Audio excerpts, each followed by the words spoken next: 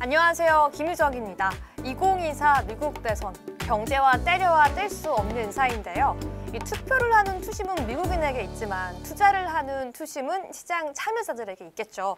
약 50여일 남아있는 미국 대선, 과연 증시에 어떤 영향을 주게 될지, 또 이를 통해서 우리는 어떻게 투자 전략을 세워봐야 할지 오늘 A부터 Z까지 준비했습니다. 오늘 함께 하실 두 후보를 소개하도록 하겠습니다. 매일경제의 흥태윤 모셔보겠습니다. 어서 오세요. 네, 안녕하세요. 네, 안녕하세요.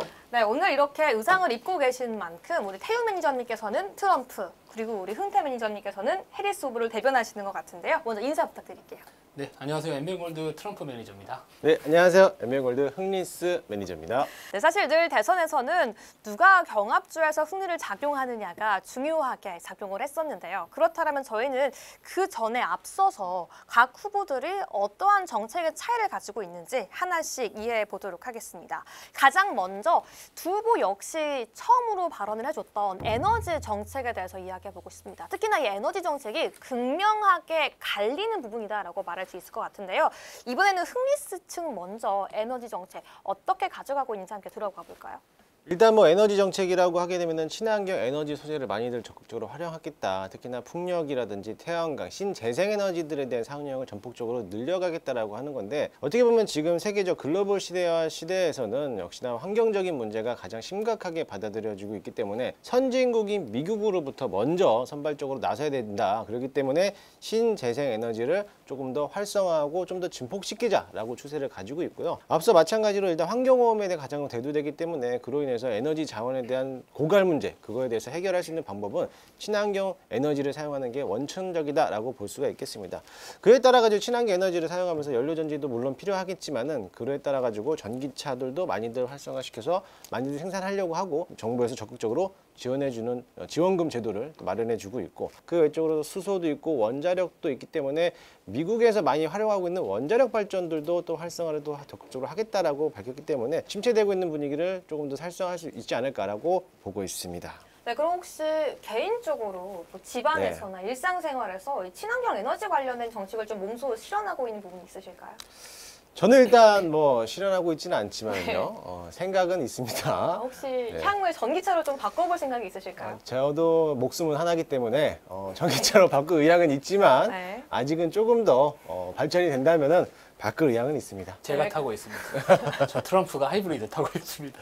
네, 우리 트럼프 후보 같은 경우 오히려 좀 하이브리드 차를 이용하고 있다라고 네. 했는데 에너지 정책 좀 어떻게 보고 계실까요? 우선 제가 하이브리드를 타는 이유는 저걸 알아야 제 정책을 앞으로 잘 펼칠 수 있을 것 같아서. 그렇죠. 사실 우리가 이제 신재생 쪽 관련해서 뭐 물론 우리가 이제 계속 긴 관점에서 바라봤었을 때 환경을 생각을 안 할 수는 없겠습니다. 뭐 최근에 날씨가 너무 덥잖아요. 뭐 8월달, 9월달, 뭐 지금 한여름 날씨 계속해서 오늘도 지금 보여주고 있는데 기후에 대한 부분들도 중요하겠지만 결국에 경제가 더 저는 중요하지 않을까 이렇게 그렇죠. 보고 있는 상황입니다. 그래서 실제로 만약에 우리가 어떤 환경이나 이런 것들에 투자를 함으로써 발생할 수 있는 뭐 부가가치도 있을 수는 있겠지만 거기서 또 발생하는 비용들도 있을 수 있고요. 그런 부분들이 최근에 이 물가 상승을 좀 자극할 수도 있지 않을까 이런 부분들이 있기 때문에 가더라도 너무 급하게 갈 필요까지는 없다. 경제를 좀 챙기면서 가야 되지 않을까 이렇게 보고 있기 때문에 저 트럼프는 우선은 신재생은 당분간 속도 조절은 조금 해야 되지 않을까 이렇게 보고 있고요. 또 이제 표가 중요하잖아요. 또 표심을 좀 얻어야 되기 때문에 이 공화당의 텃밭인 이 텍사스 또 이 기업들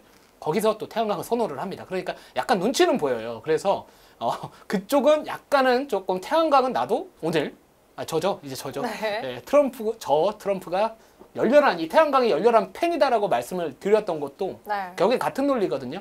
태양광 쪽 이 텍사스 지역 내에 있는 많은 IT 기업들이 전력을 공급을 받았을 때 지금 선호하고 있는 게 태양광 쪽이기 때문에 뭐 그런 부분들이 뭐 완벽하게 막 안 하겠다는 아니겠지만 그래도 우선은 경제가 먼저고 그 다음이 환경이지 않을까. 그게 우선은 중요하다. 이렇게 보고 있습니다. 좋습니다. 뭐 환경이니 정책이니 우리 보고 있는 시청자분들이 더 궁금해하는 건 그래서 지금 어떤 종목, 어떤 섹터를 매수하냐가 아닐까 싶어요. 그럼 두 분께 동시에 조금 자신감 있는 분들 먼저 외쳐달라고 좀 질문 드려보고 싶어요. 그래서 지금 9월을 기점으로 어디가 더 먼저 갈까요? 신재생일까요? 연료전지일까요? 신재생이요. 확실한가요? 네, 확실합니다. 그럼 어떤 종목이 갈까요? 오늘 시장을 다들 보셨죠? 오늘 코리아 네, 녹화하고 증시, 있는 11일. 네, 코리아 증시가 오늘 가장 주도적으로 올랐던 게 신재생에너지였습니다. 네. 오늘 그 와중에서도 상한가 들어간 종목들이 또 몇 종목이 나왔죠. 그렇기 때문에 당연히 신재생이 먼저 움직일 거라고 보고 있고요. 사실 오늘 이런 트럼프와에 대한 대선 토론을 이어진 가운데 급등하는 모습을 보였지만 그 전부터 제가 발언을 하면서 신재생은 좋은 전력이다라고 얘기했기 때문에 그 전부터 이제 신재생 에너지들에 대한 움직임들이 많이 보였어요. 풍력이든 태양광이든 이런 신재생 에너지 쪽이 먼저 좀 움직일 거라고 보여주고요. 트럼프 씨에게 한번 반론을 좀 제공하고 싶습니다. 네. 중국이 환경의 주범이다, 원인이다라고 이제 중국을 내려까고 있는데 그 화석연료 사용을 미국이 하겠다? 이거는 뭐 거의 모순이죠. 시대의 흐름을 역행하는 그런 자세예요. 물론 경제 성장 중요합니다. 경제 성장 중요하지만 일단은 경제 성장하기 위해서는 비용에 대한 절감부터 해야 돼요. 그러기 위해서는 화석연료를 사용하기 위한 에너지 자원을 낭비하는 것보다 빠르게 지금이라도 신재생을 더 활성화 만들어서 에너지 절감 효과를 위한 경제적인 비용도 절감할 수 있다는 것을 또 장점으로 봐야 될 것 같습니다. 일단 녹화하고 있는 9월 11일 시장 기준으로는 신재생 관련주의 주가 상승률이 더 높은 상승률 보여주고 있으면서 흥리스 측에 일단 한 표가 돌아가지 않았나라는 생각이 들고요. 에너지 정책을 이야기한다라면 빼놓을 수 없는 게 바로 2차 전지와 전기차겠죠. 이 두 번째 공략으로 2차 전지와 전기차에 대한 이야기도 해보도록 하겠습니다. 좀 공통된 의견이 어느 정도 가지고 있지 않나라는 생각이 드는데요. 먼저 테럼프, 도대체 네. 어떤 의견을 갖고 계신 건지 궁금해요. 저 지금 요즘에 저 쫓아다니는 사람 하나 있잖아요. 머스크. 네. 네, 그분이 이제 저를 조금 약간 지지하는 이유가 다 있는 겁니다. 네. 그러니까 뭔가 제가 갑자기 전기차 보조금 다 폐지해버려야 된다 이런 얘기 해버리면은 뭐 테슬라뿐만 아니라 많은 그동안 전기차에 투자하고 있던 많은 기업들이 상당히 좀 뭐라 그럴까요? 곤란에 빠질 수가 있거든요. 그렇죠. 근데 이제 물론 뭐 전기차 쪽으로 가더라도 내연기관 자동차나 뭐 하이브리드 이쪽에 대한 부분들도 같이 저는 성장을 해야 된다라고 보고 있는 상황이거든요. 에너지나 이런 부분들이 사실 시장에서 상당히 관심을 받고 긴 관점에서 바라봤었을 때 당연히 환경을 챙겨야 되고 하는 거는 맞겠지만 그러니까 사람들이 이제 제가 무조건 전기차는 무조건 안 된다? 이거는 아니거든요. 네. 그러니까 어느 정도의 속도 조절이나 이런 것들이 필요하고 좀 같이 성장할 수 있는 부분들로 가야 되지 않을까 이렇게 보고 있어서 트럼프를 머스크가 지지하는 이유는 분명히 저는 이유가 있다라고 하고 생각을 하고 있고요. 실제로 많은 투자가 집행이 돼야 되는 게 아직까지 전기차 산업에 대한 투자가 많이 필요할 거고 제가 세금 깎아준다고 하고 있잖아요. 네. 법인세 많이 깎아줄 겁니다. 제가 지난 집권할 때도 법인세 많이 깎아줘가지고 그 당시에 많은 기업들이 지금 정권보다 투자를 더 많이 했어요. 세금 많이 깎아주면 투자 많이 하면은 시설 투자나 아니면 생산시설 투자 많이 하면 세금 깎아준다는데 어느 기업들이 안 하겠습니까? 결국에 중요한 거는 기업들이 잘 살고 그러면서 위에서부터 뭐 근무하는 직원들이나 하청업체들이나 그 벤더사들이 같이 잘 살 수 있는 구조로 갈 수 있기 때문에 위에를 막아버리면 사실 밑에가 같이 죽거든요. 서민을 위한 정책이라고는 하지만 항상 저는 그렇게 생각을 합니다. 서민을 위한 정책들이 결국에 서민을 힘들게 하는 정책들이 많았기 때문에 우선 기업들이 시장에서 좀 뭔가 활발하게 투자할 수 있고 활동할 수 있는 그런 세율적인 부분들 이런 것들 좀 감안하면은 결국 제가 봤을 때는 뭐 전기차뿐만 아니라 모든 기업들이 이 트럼프를 분명히 선호할 것이다 이렇게 보고 있습니다. 그럼 혹시 내일 시장에서 에코프로비엠 매수할 생각 있으신가요? 아니요 없습니다. 알겠습니다. 네, 그러면 우리 흥미스 네. 실컷 웃고 있는데 어떤 공약 갖고 계시죠? 저는 뭐 전기차, 2차 전지, 전기차 우대 정책을 또 가지고 있습니다. 뭐 지금 뭐 자율주행 시대, AI 시대에 맞춰가지고 자동차도 역시나 마찬가지로 이런 자율주행에 따라가지고 전기차를 활성화해야 된다라고 저는 보고 있는데 이 시대가 변하고 있어요. 워낙에 또 고착된 이제 시대의 흐름 속에서 자꾸 역행하려고 하고 있기 때문에 그걸 좀 바꿔보자. 시대에 한 발 앞서가기 위해서는 AI 로봇 시대이기 때문에 그의 자동차도 역시나 마찬가지로 전기차로 좀 활성을 해서 물론 연료전지로서 사용하는 전기차가 많이 팔리긴 합니다. 왜냐하면 그만큼 또 성능이 좋기 때문에 또 안정성도 확보되어 있는 상태에서 물론 좋지만 미래지향적을 바라본다라는 거죠. 지금 당장의 전기차만 만들어라 이게 아니에요. 향후 더 만들게 된다라고 하면은 거기에 들어가는 지원 비용을 정부에서 적극적으로 도와주겠다라는 겁니다. 그래서 지금도 역시나 마찬가지로 전 세계적으로 미국에 있는 테슬라뿐만 아니라 전 세계 글로벌 시장에서 현대차, 기아차도 역시나 마찬가지로 전기차를 많이 만들려고 하고 있고 또 그에 따라 가지고 2차 전지가 지금은 조정을 받고 있지만 앞으로 향후 실적이란 이런 개선된 모습을 본다라고 하면은 오히려 그런 섹터들이 더 강할 거라 보이니까는 꼭 전기차를 좀 활성화를 해보자라는 말씀을 드리고 싶습니다. 그럼 혹시 오늘 밤 미국장 개장하면 테슬라 주식 매수할 계획 있으실까요? 아니요. 테슬라는 머스크가 누굴 지원했죠? 테럼프. 그럼요. 트럼프를 지원했기 때문에 참 인성이 못된 놈이에요. 그래서 네. 저는 머스크가 해리스를 적극적으로 지원한다면 테슬라 적극적으로 좀 해보겠습니다. 큰 일을 하려면 속이 넓어야 됩니다. 그러면 현 구간에서 2차 전지와 전기차 관련 종목들의 주가 향락을 좀 예측해 본다라면 최근까지 나쁘지 않은 흐름이었거든요. 네. 그럼 두 분은 좀 객관적으로 봤을 때 이 두 섹터 매수해도 된다고 보실까요? 안 된다고 보실까요? 트럼프 매니저로 말씀드려야 되나요? 아니면 김태현 매니저로 말씀드려야 되나요? 두 계좌가 다를까요? 네, 다릅니다. 그럼 동시에 말씀해 주시죠. 자, 김태현 매니저 먼저 빙의할게요. 네. 자, 김태현 매니저의 관점에서 바라봤었을 때는 셋업체들은 저는 좋다라고 보고 있고요. 약간의 이제 반등세가 좀 나왔었는데 특히나 이 셋업체들 같은 경우에는 특히나 LG 에너지 솔루션이나 뭐 삼성 SDI 같은 경우에는 저는 그 LG 에너지 솔루션을 조금 좋게 보고 있는 상황이고요. 특히나 이제 추후에 뭐 사이버 트럭뿐만 아니라 4680 배터리 쪽에 대한 부분들이 가격은 낮아지고 성능은 좋아진다라는 부분들이 있고요. 실제로 뭐 최근 일본의 파나소닉도 관련해서 이제 4680 배터리를 양산을 좀 할 수 있다.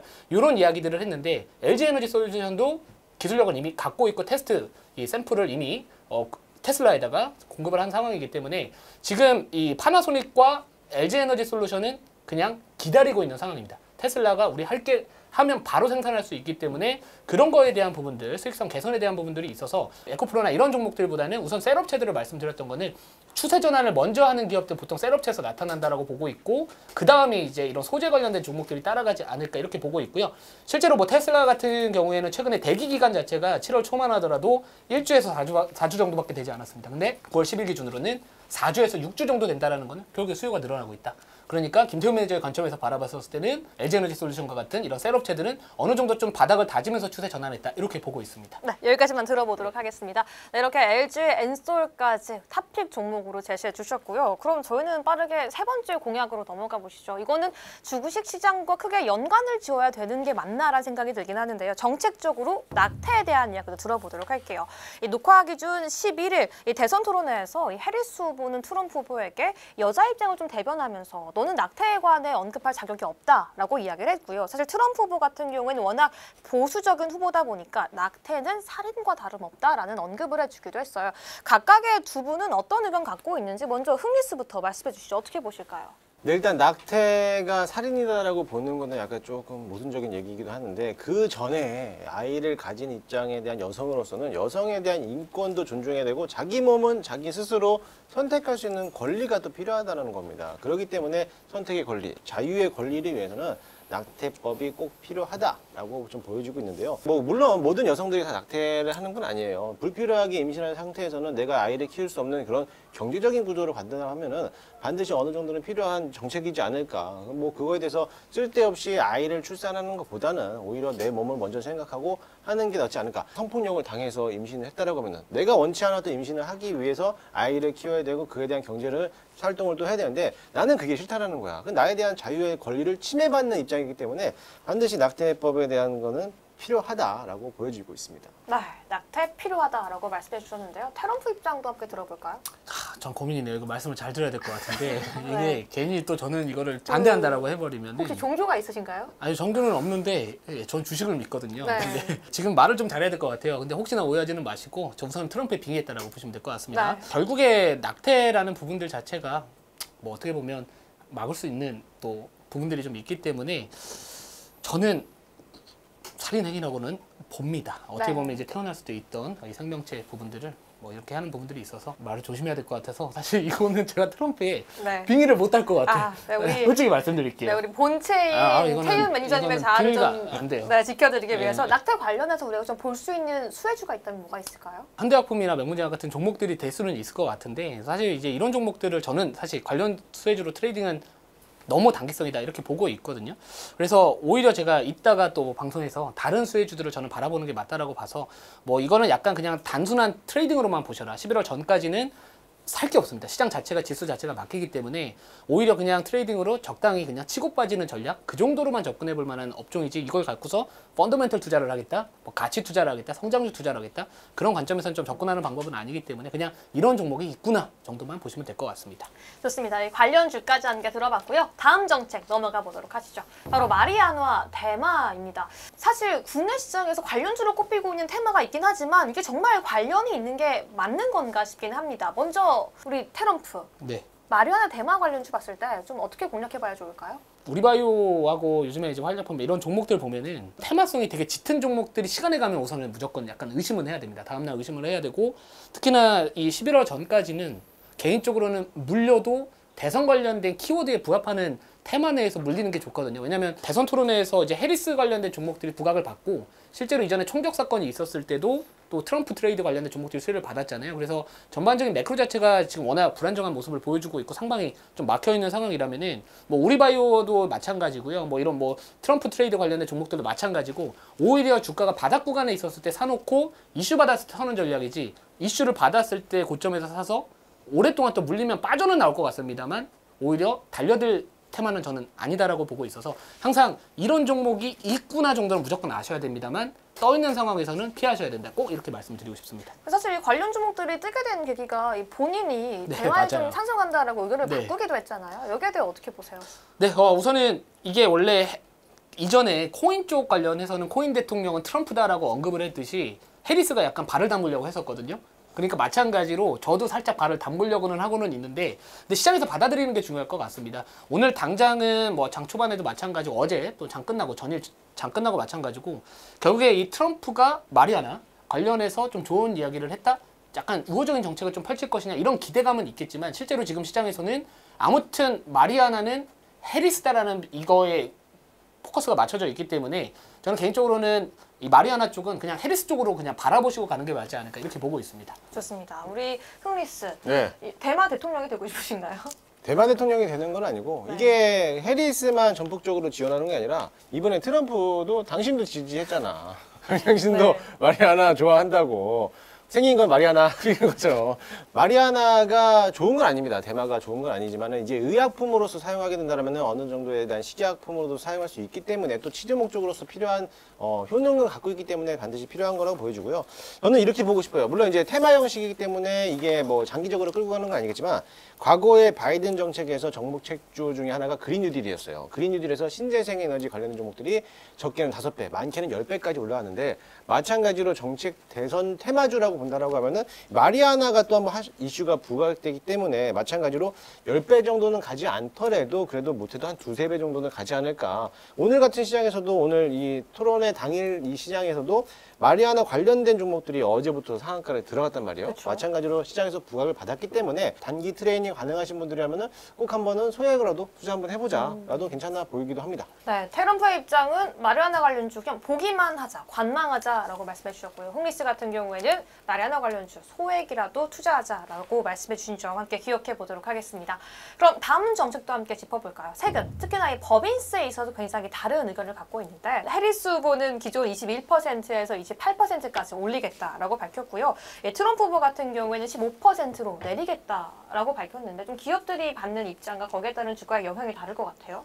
네, 일단은 법인세를 올리겠다라는 거는 기업이 걷어들이고 있는 이제 금액이 워낙에 또 월등하다 보니까는 거기에 대해서 부자 감세를 또 하는 거에 대해서 반대를 하는 입장이기 때문에 법인세를 올려서 거기에 대한 세금을 받았기 때문에 그 세금으로서 어느 정도 정부에 대한 지원금으로서 활용할 수 있는 능력이기 때문에 관련돼서도 충분히 괜찮아 보이는 정책이라고도 보고 있고요.